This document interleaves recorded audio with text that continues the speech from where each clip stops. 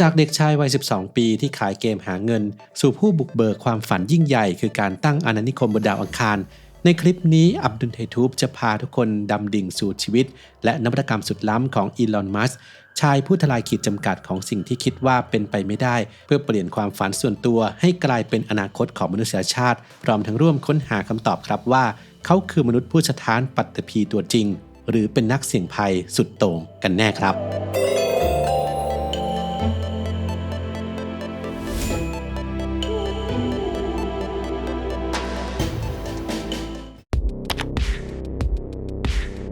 อีลอน มัสก์ผู้ก่อตั้ง SpaceX และ Tesla ได้แสดงวิสัยทัศน์เกี่ยวกับการตั้งอาณานิคมบนดาวอังคารมาอย่างยาวนานโดยเขามักพูดถึงความฝันที่จะตายบนดาวดวงนี้ซึ่งสะท้อนความมุ่งมั่นในการทำให้มนุษยชาติเป็นสายพันธุ์ที่อาศัยอยู่ได้หลายดาวเคราะห์เพื่อรับประกันการอยู่รอดในระยะยาว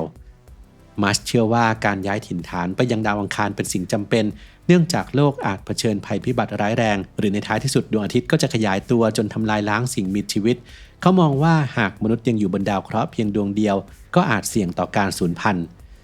ดาวอังคารคือจุดหมายแรกเพราะมีชั้นบรรยากาศบางๆมีน้ำแข็งและมีวัฏจักรการหมุนรอบตัวเองคล้ายโลกทำให้สามารถปรับสภาพบรรยากาศหรือสร้างโดมเพื่ออาศัยอยู่ได้เขาประมาณการว่าต้องใช้ยาน Starship ราว 1,000 ลำเพื่อขนส่งคน1 ล้านคนและยุทโธปกรณ์ไปยังดาวอังคารภายใน20 ปีเพื่อสร้างเมืองที่พึ่งพาตนเองได้อย่างยั่งยืน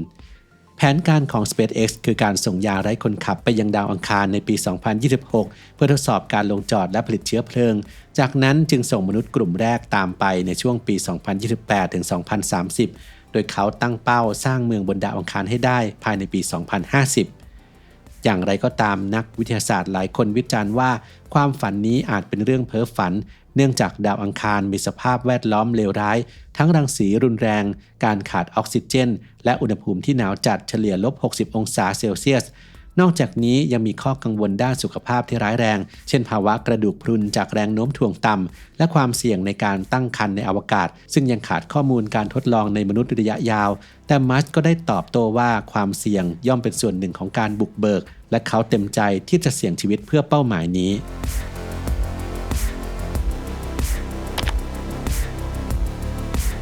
ในปี 2018 Tesla เผชิญวิกฤตการผลิตโมเดล 3 ซึ่งเป็นรถยนต์ไฟฟ้าราคาที่เข้าถึงได้โดยมัสก์จำเป็นต้องเร่งการผลิตให้ได้ถึง 5,000 คันต่อสัปดาห์เพื่อให้บริษัทรอดพ้นจากการล้มละลาย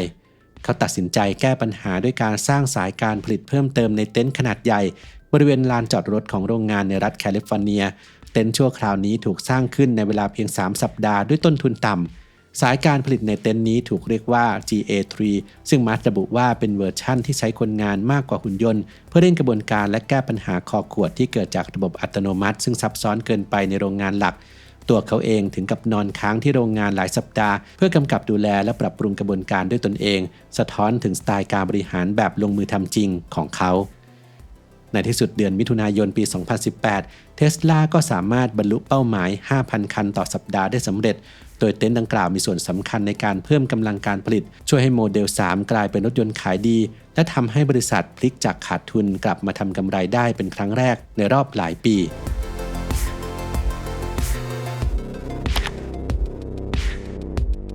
ในวันที่ 6 กุมภาพันธ์ ปี 2018 SpaceX ประสบความสำเร็จในการทดสอบจรวด Falcon Heavy ซึ่งเป็นจรวดที่ทรงพลังที่สุดในโลกณเวลานั้นโดยภารกิจนี้มีการบรรทุกสินค้าจำลองน้ำหนักซึ่งก็คือรถยนต์ Tesla Roadster สีแดงเชอร์รี่ของมัสก์เองรถคันดังกล่าวถูกส่งขึ้นไปพร้อมกับหุ่นจำลองชื่อ Starman ในชุดอวกาศโดยมีการเปิดเพลง Space Oddity ของเดวิดโบวีคลอไปด้วยและมุ่งหน้าสู่วงโคจรใกล้ดาวอังคารในปี 2025 ยังมีรายงานว่านักดาราศาสตร์ตรวจพบวัตถุนี้และเข้าใจผิดชั่วขณะว่าเป็นดาวเคราะห์น้อยดวงใหม่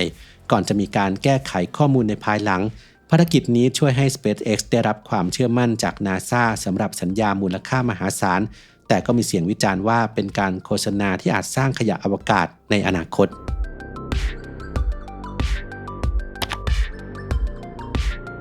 ในเดือนตุลาคมปี 2022 อีลอน มัสก์ปิดดีลซื้อ Twitter ซึ่งปัจจุบันคือ X ด้วยมูลค่า 44,000 ล้านดอลลาร์ด้วยวิสัยทัศน์ที่ต้องการเปลี่ยนแพลตฟอร์มนี้ให้เป็นซูเปอร์แอปและเป็นพื้นที่สำหรับเสรีภาพในการแสดงออกทว่าหลังเข้าครอบครองเพียงไม่กี่วัน เขาได้เริ่มกระบวนการลดพนักงานครั้งใหญ่จากประมาณ 7,800 คนเหลือเพียงประมาณ 1,500 คนหรือคิดเป็นการปลดพนักงานออกถึง 80% การเปลี่ยนแปลงเริ่มขึ้นทันทีด้วยการไล่ผู้บริหารระดับสูงออกก่อนจะตามด้วยการเลิกจ้างพนักงานจำนวนมหาศาลทั่วโลกซึ่งนำไปสู่การฟ้องร้องทางกฎหมายผลกระทบจากการปลดพนักงานเกิดขึ้นทันที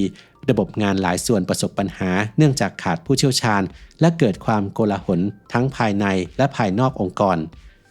มัสอธิบายว่าการตัดสินใจนี้เป็นความจำเป็นทางการเงินเนื่องจากบริษัทขาดทุนอย่างหนักและเขาต้องการสร้างโครงสร้างองค์กรที่เล็กลงแต่มีประสิทธิภาพมากขึ้นนโยบายการบริหารแบบเคลื่อนที่เร็วและกล้าทำลายนี้นำไปสู่การเปลี่ยนแปลงฟีเจอร์อย่างรวดเร็วและทำให้ผู้ใช้บางกลุ่มย้ายไปยังแพลตฟอร์มอื่นแม้ X จะยังคงให้บริการต่อไปได้และกลายเป็นกรณีศึกษาที่บริษัทเทคโนโลยีอื่นๆเฝ้าดูในแง่ของการลดต้นทุนแต่เหตุการณ์นี้ก็ยังสะท้อนถึงผลกระทบและความสูญเสียครั้งใหญ่ของผู้คนในวงการเทคโนโลยีเช่นกัน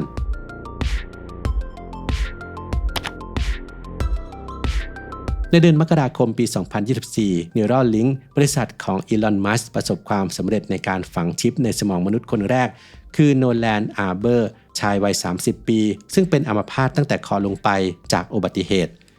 ชิปดังกล่าวมีชื่อว่าเทเลพาธีประกอบไปด้วยเส้นใยอิเล็กโทรดที่บางกว่าเส้นผมมนุษย์ถูกฝังเข้าไปเพื่ออ่านสัญญาณสมองและทำให้เขาสามารถควบคุมคอมพิวเตอร์ได้ด้วยความคิดการผ่าตัดใช้เวลาเพียง 30 นาทีและอาร์เบอร์สามารถออกจากโรงพยาบาลได้ในวันถัดไปหลังการผ่าตัดเพียง1วันเขาสามารถเล่นหมากรุกออนไลน์โดยใช้ความคิดได้และในปี 2025 เขาก็กลับไปเรียนต่อและเริ่มทำธุรกิจของตัวเองโดยระบุว่าชิปนี้ได้เปลี่ยนชีวิตเขาNeuralink ก่อตั้งขึ้นเพื่อเชื่อมต่อสมองเข้ากับปัญญาประดิษฐ์โดยมีเป้าหมายเพื่อช่วยเหลือผู้ป่วยอัมพาตหรือผู้มีโรคทางระบบประสาทเช่นพาร์กินสันโดย FDA ได้อนุมัติให้เริ่มการทดลองในมนุษย์เมื่อปี 2023 และในปี 2025 ก็มีผู้ได้รับการฝังชิปแล้ว 12 คนทั่วโลกอย่างไรก็ตามโครงการนี้ถูกวิพากษ์วิจารณ์ว่าเร่งรีบเกินไปโดยเฉพาะประเด็นปัญหาที่เคยเกิดขึ้นในสัตว์ทดลองแม้ในเคสของอาร์เบอร์จะพบปัญหาสายส่งสัญญาณหลุดบางส่วนแต่บริษัทก็สามารถแก้ไขได้ด้วยซอฟต์แวร์นอกจากนี้ยังมีข้อกังวลด้านความปลอดภัยของข้อมูลสมองแต่มัสยืนยันว่านี่คือก้าวสำคัญสู่ความสัมพันธ์ที่ใกล้ชิดขึ้นระหว่างมนุษย์และ AI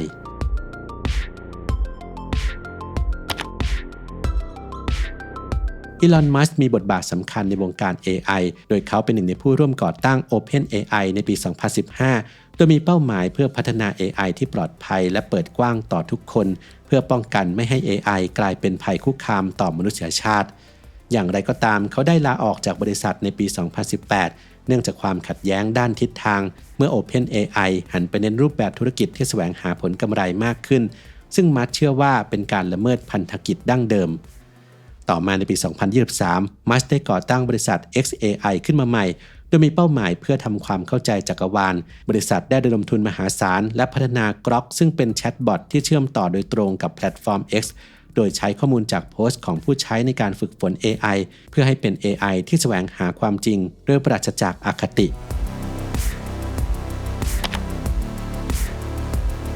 อีลอน มัสก์มีอิทธิพลอย่างสูงต่อองค์การ NASA ผ่านบริษัท SpaceX ซึ่งได้รับสัญญามูลค่ารวมกว่า 13,000 ล้านดอลลาร์นับตั้งแต่ปี 2015 ความสำเร็จของยานครูดราก้อนที่เริ่มส่งนักบินอวกาศไปยังสถานีอวกาศนานาชาติตั้งแต่ปี 2020 ได้ยุติการพึ่งพายานโซยูสของรัสเซียนอกจากนี้ NASA ยังได้มอบสัญญาให้ SpaceX พัฒนายาน Starship เพื่อใช้ในโครงการ Artemis สำหรับการลงจอดบนดวงจันทร์บิล เนลสันผู้อำนวยการ NASA กล่าวยกย่องว่าหากไม่มี SpaceX สหรัฐคงไม่สามารถกลับสู่อวกาศได้เร็วขนาดนี้และความร่วมมือกับเอกชนได้ช่วยเร่งโครงการ Artemis และลดงบประมาณของรัฐบาลลงถึง 40%ล่าสุดในปี 2025 NASA ยังได้มอบสัญญาให้ SpaceX รับผิดชอบปฏิบัติการปลดเกษียณสถานีอวกาศนานาชาติในช่วงปี 2030 อย่างไรก็ตามความสัมพันธ์นี้ก็มีความซับซ้อนโดยเฉพาะความกังวลของสมาชิกสภานิติบัญญัติสหรัฐเกี่ยวกับความสัมพันธ์ของมัสก์กับจีนผ่านโรงงานเทสลาในเซี่ยงไฮ้ซึ่งอาจนำไปสู่ความเสี่ยงด้านความมั่นคงและการรั่วไหลของข้อมูลอีลอน มัสก์อาจมีปัญหาในการบริหารและประเด็นด้านจริยธรรมทางธุรกิจซึ่งส่งผลกระทบต่อทั้งพนักงานสังคมและสิ่งแวดล้อม แต่ขณะเดียวกันเขาก็นับเป็นบุคคลหนึ่งที่นำพาโลกก้าวเข้าสู่ยุคเทคโนโลยีและทำให้โลกหมุนเร็วขึ้นด้วยนวัตกรรมมากมาย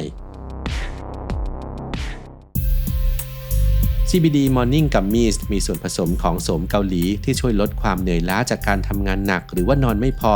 พร้อมทั้งเสริมระบบภูมิคุ้มกันโดยรวมด้วยครับเป็นการทำงานร่วมกันแบบ Dual Effect คือกระตุ้นร่างกายให้ตื่นตัวพร้อมกับช่วยผ่อนคลายจิตใจด้วยคุณสมบัติของ CBD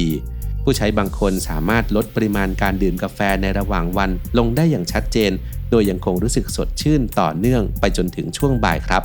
คิดว่า CBD นั้นมีประโยชน์ในด้านอื่นๆอีกอย่างไรลองคอมเมนต์มาคุยกันได้ครับ